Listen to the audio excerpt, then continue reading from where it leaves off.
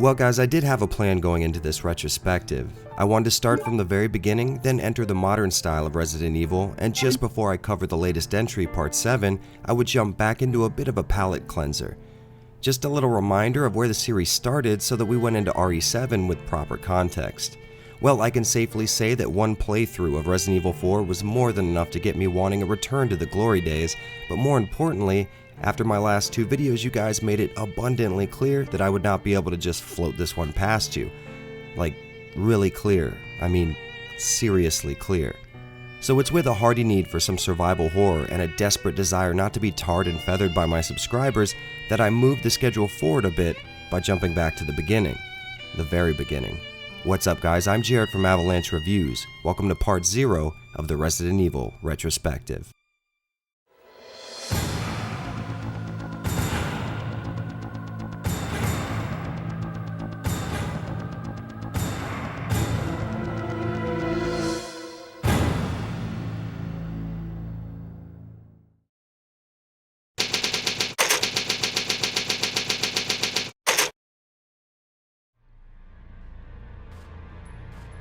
At this point I feel like a broken record, but yes, this Resident Evil game had well, let's just call it an eventful development process.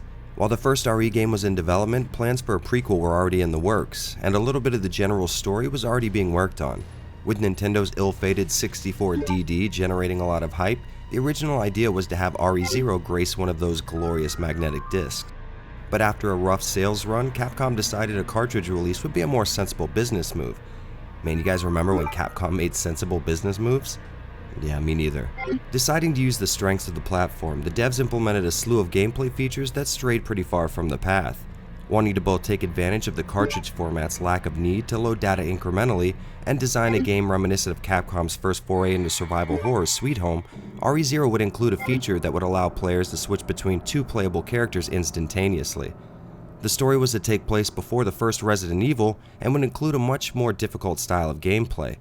Gone was the saving grace that was universal item boxes, and the devs even implemented some fast-moving zombies much like Remake's Crimson Heads. By the time all the details had been ironed out and the game reached the 20% completion mark, it was 1998 and the GameCube was just 2 years over the horizon.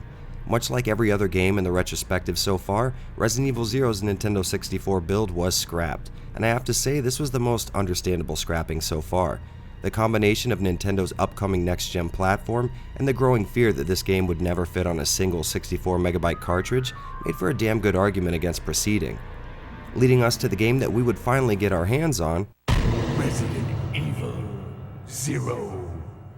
And before we talk about the story, there's just something not right here. Ah, that's better. Yeah, we're going to be looking at footage of Zero's HD remaster from here on out, but trust me, we will cover this issue more in depth later. As for the story, almost everything from the N64 build was carried over.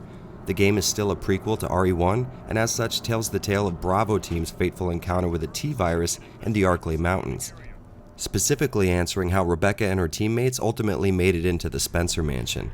Along the way, the downed Special Forces team comes across a crashed military jeep and the news that there's a convict on the loose in the general vicinity. Against all common sense, Rebecca takes this as the best opportunity to investigate a train that stopped in its tracks without any backup. Once on board, we find the passengers are all dead. And dead-ish. And with a little bit of sleuthing, we finally meet up with the infamous Billy Cohen.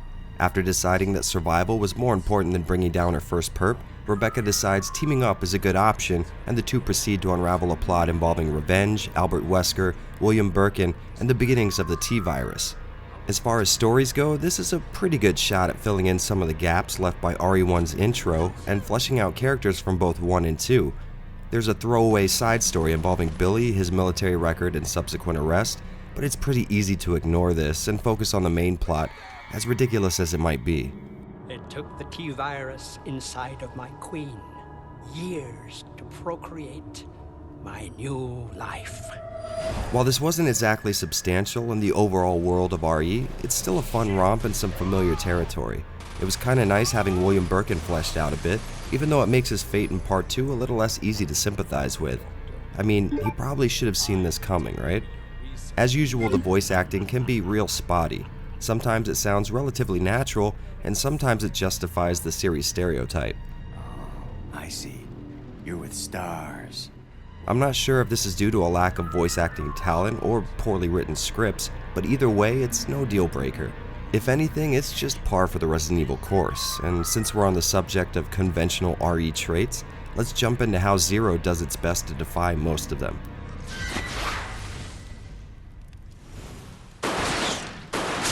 Alright, so I think we all know the classic Resident Evil formula by now, and on the surface, Zero seems to be marching right in line with it, but just underneath, there's some strange stuff going on. Before your first hour of gameplay, you'll be introduced to the main deviation from Resident Evil doctrine in the form of the partner mechanic. You know, playing RE2 as a kid, I always loved Leon's part in the sewer, when Ada would join you and effectively double your zombie fighting potential. Well, Zero said hold my beer and made the entire experience centered around having some well-needed backup. And I gotta say, running around a zombie-infested environment with a partner back-to-back facing down the undead horde is about as cool as it sounds. Having a second gun is really helpful in combat besides the added firepower. Attacking zombies can be shot off you, and the game's AI is actually pretty good about dropping what they're doing and helping you out. This mechanic had the potential of making for a boring RE game, but Zero's environment design and gameplay tweaks are tuned specifically to keep fights from turning into a one-sided bloodbath. Most of the areas you discover zombies in are typically cramped or oddly shaped, so that you're never just taking pot shots from far away. This room right here is a good example. Instead of being a wide open floor plan, there are tables and obstacles in the way. This typically gives enemies 2 or more ways of getting to you, which keeps you from combining your gunfire on one enemy at a time and tanking your way through a fight. It seemed to me that more than half the enemy encounters shared this setup, which led to some really cool nail-biting moments. Every once in a while, they'll stick you in a small room filled with bad guys, and this is their version of giving in and letting you just unload on a bunch of guys. Aside from combat, the act of ganging up leads to some interesting puzzles and a pretty smart method of getting around. Resident Evil as a series has always been known for being just as much of a head-scratcher as it is a horror game, but Zero brings the puzzles down to a more mechanical level most of the time. On top of looking for clues, gathering key items, and solving math problems like your typical RE game, Zero adds a bit of multi-tiered problems. Oftentimes, you'll have to perform one action as Billy and switch to Rebecca in order to perform another. I'm sure you probably expected this when you heard that you'd be controlling 2 characters at the same time, but these puzzles were pretty satisfying to figure out and makes you think with a different part of your brain than usual. Exploration has also been a foundational element for the series since the beginning, and the addition of a consistent partner adds a whole new dimension to that typical RE style of exploring. There are times when splitting up is the only way forward, and even though these parts tend to overstay their welcome, I still love the novelty of them. When your paths separate, you'll typically have access to something that'll allow you to trade items back and forth, which means you'll be making a bit of progress with one character, then trading an obtained item in order to make a little more with the other. These parts do a pretty good job at breaking up the established mechanics and offer a change of pace when things start to settle into a formula. Like I said, they can last a little longer than I would have liked, but overall this was a cool little addition, if not an obvious one. Oh yeah, and I guess I should mention that you can instantaneously swap between characters, making all this stuff possible. This can also be used as a tactic when you come across some enemies, and even though you can technically control your partner with the other stick, I stuck to switching over when I needed to. Even my dumb teenage brain understood that disc-based games loaded from the CD incrementally instead of dumping everything to memory all at once, so the fact that I could jump from one character in one room to a different one somewhere else without seeing a loading screen was pretty damn cool at the time. Of course, there's always the chance that I'm the only one who thinks so. There definitely can be a bit of frustration when you split your characters up and accidentally leave all the good weapons with just one person, but trust me, you only make this mistake once. And that brings us nicely to the other mechanic that laughs in the face of all traditional RE game design. Nowhere in this game will you find an item box. And I know what you're thinking, hey Jared, if there's no item boxes, where do you put all your items? Do you just throw them on the ground? Well, yeah, exactly. From what I've been able to find, this was an addition implemented in Zero's development on the N64. Apparently, this was a clever workaround that skirted the console's memory and file sorting limitations, and I'm genuinely impressed that Capcom brought it into the remake. It would have been easy to just whip the game into shape and make it a safer, more reliable entry in the series, but I can appreciate this kind of devotion to the source material, even though it does increase the difficulty of the game by a good margin. You know how there's hacks and mods out there with the expressed intent of increasing a game's challenge? Well, allow me to introduce you to Capcom's official entry in this pissing contest. So the general idea is the lack of item boxes makes trading items between Rebecca and Billy the only real method for inventory management. Now this sounds like no big deal, but with each character having a measly 6 slots and no chance of increasing this, you'll turn into a master at this mechanic pretty quick. You need to be relatively near your partner to do this, and you can't take away weapons or ammo in the middle of attack animations, but other than these small limitations, this is a really well thought out little change. Call me crazy, but stopping at every item and having an existential crisis on deciding whether or not you really need another green herb is like the RE experience distilled down to its purest form. I've seen a lot of fans complain about this, but to be honest, this feels like the type of hardcore difficulty I like to see in my survival horror games. Now back when I made my video on part 3, I was critical of how unfair gameplay could be thanks to the huge speed and attack disadvantage you're always at in boss fights, and commenters were quick to let me know that these type of games are supposed to be really hard, and I completely agree, but in survival horror the difficulty should come from those tough decisions you have to make every time you fire your gun, or when you make a 20-minute trip across the map only to come across a key pickup with no open inventory slots. In this sense, Zero is a shining example of a well thought out challenge. Now, I know I just ranted about how tough this can make the game, but you still have some options to lessen your stress-induced heart attacks. Like I said before, you always have the option to drop any item right where you stand, which means you'll never have to backtrack because of a full inventory.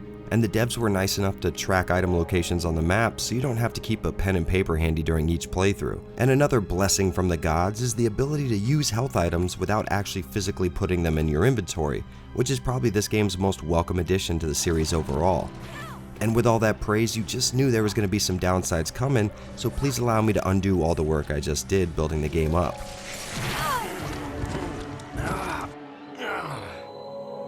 Now, in complete contradiction to what I just ranted about, let me warn you, I was not lying about this game's difficulty. On top of the traditional challenge of survival horror game builds, there's a nice thick layer of punishing gameplay. To make up for the doubling of zombie killing weaponry on screen at once, enemy attacks are crazy powerful depending on who you pick. Much like you would assume, health levels are different between our heroes, whose celebrity couple name should be Bill Becca in my opinion, but never has the divide been so big. It's not uncommon for Rebecca to go from green fine to caution in just one zombie bite, and Billy's been known to tank 3 or 4 hits before dropping to yellow. This definitely comes into play when deciding which bad guys to kill and which to navigate around.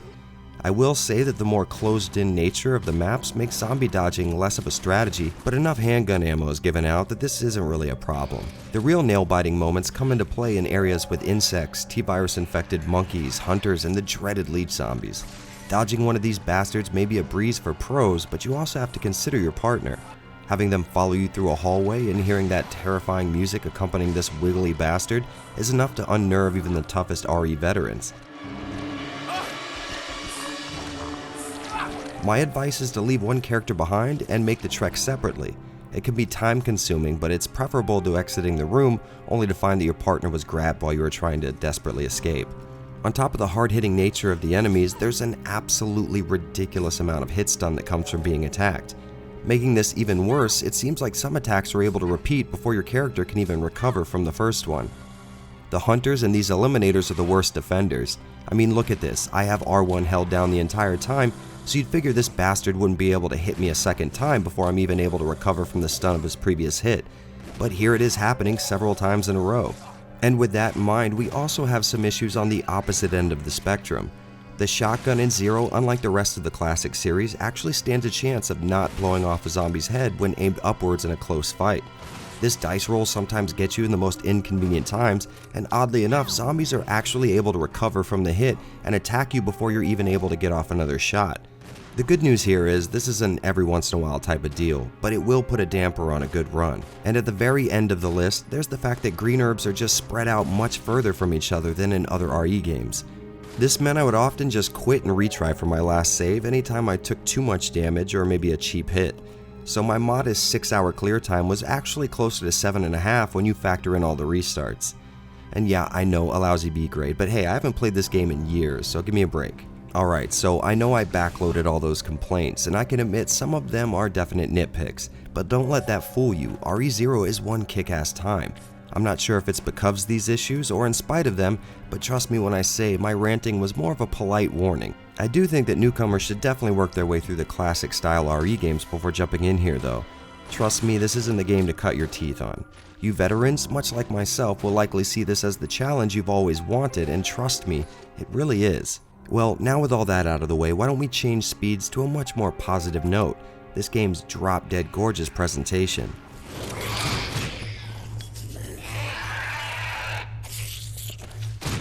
Now that Capcom had the remake of 1 under its belt, they were more than familiar with the inner workings of this engine, and it shows.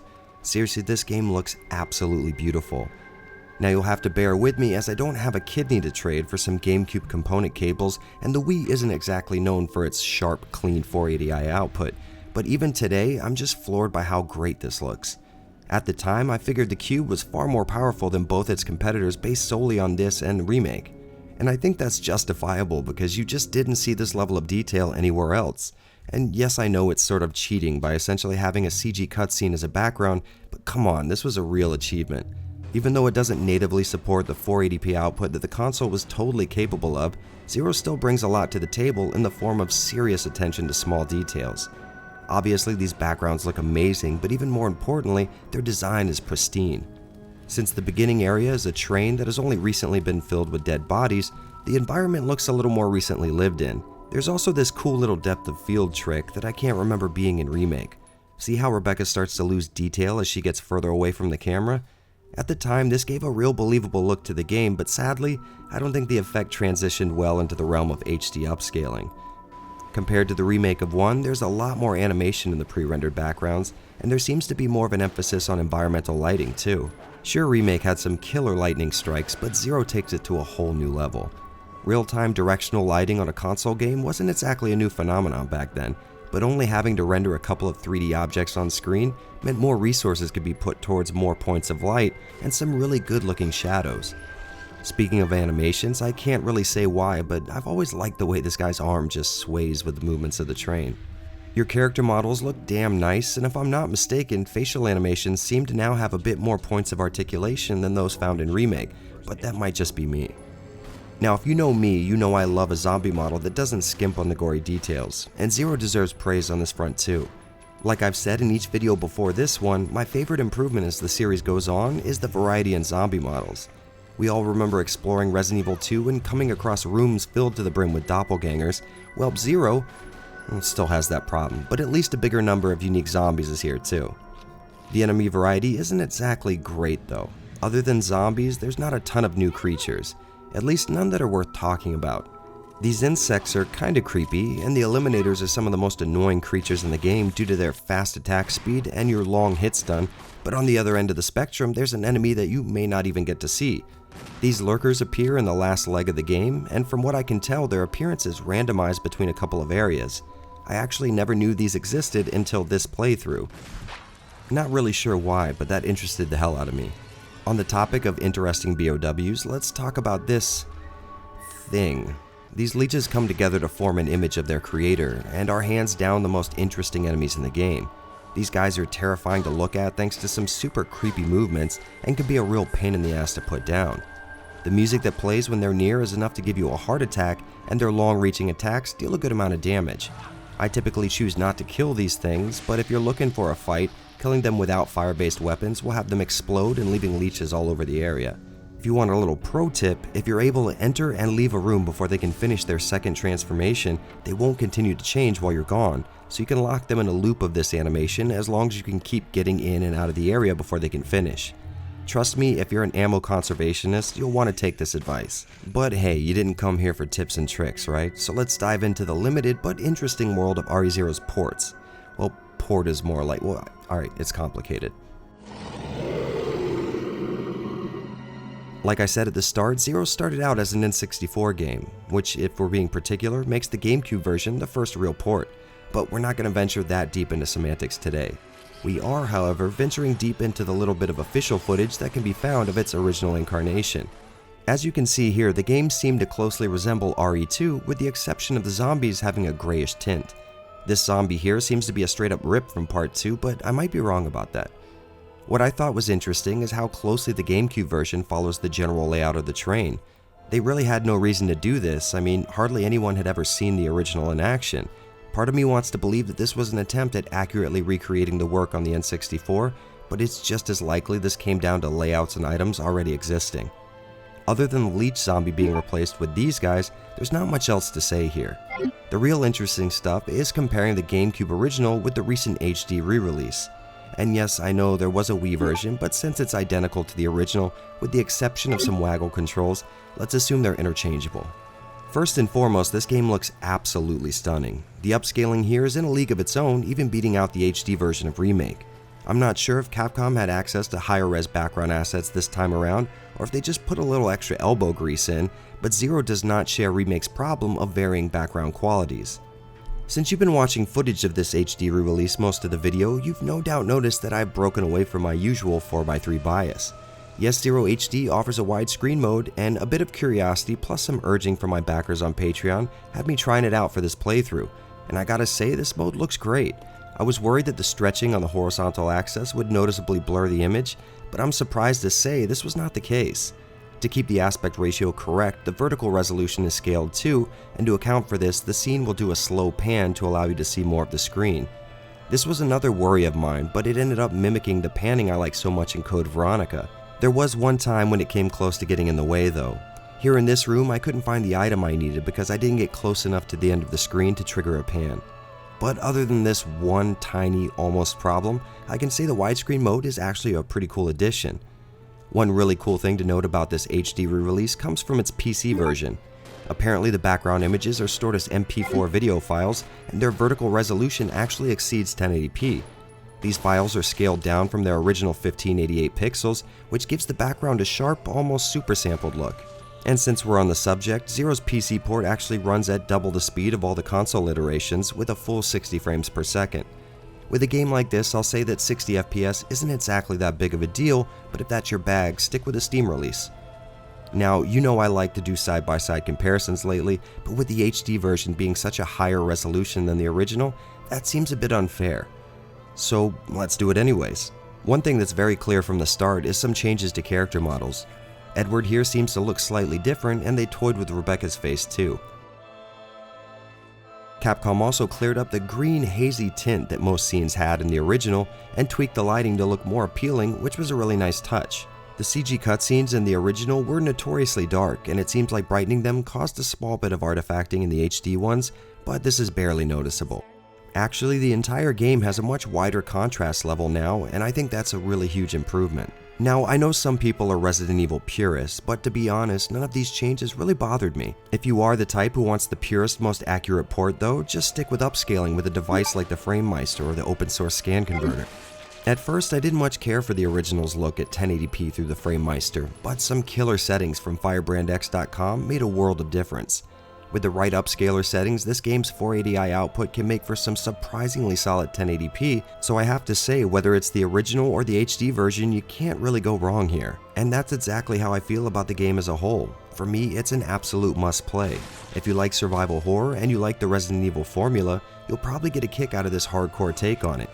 Like I said before, it really feels like some kind of sadistic difficulty mod, but that challenge comes across as a perfect ramping up of classic Resident Evil. I do recommend new players start from the beginning and work their way up, since Zero relies a lot on familiarity with the old formula. Now don't get me wrong, the hit stun issues and the lack of power behind the shotgun can get mega annoying, but playing around these problems is pretty easy. The story does go straight into the first game, but that really isn't the appeal here.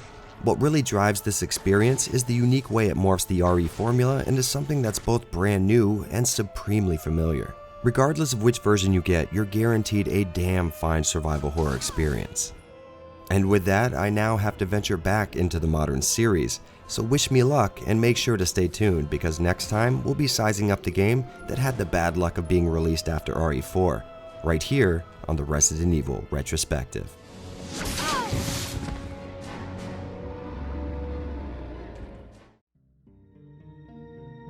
Hey guys, thanks for hanging out. If you liked what you saw here, I have the other episodes in the retrospective linked right on screen. And if you're looking to see me cover every Resident Evil game ever released, check out my Patreon, where if I hit my funding goal, I'm gonna do just that. And speaking of which, I want to thank all of my supporters.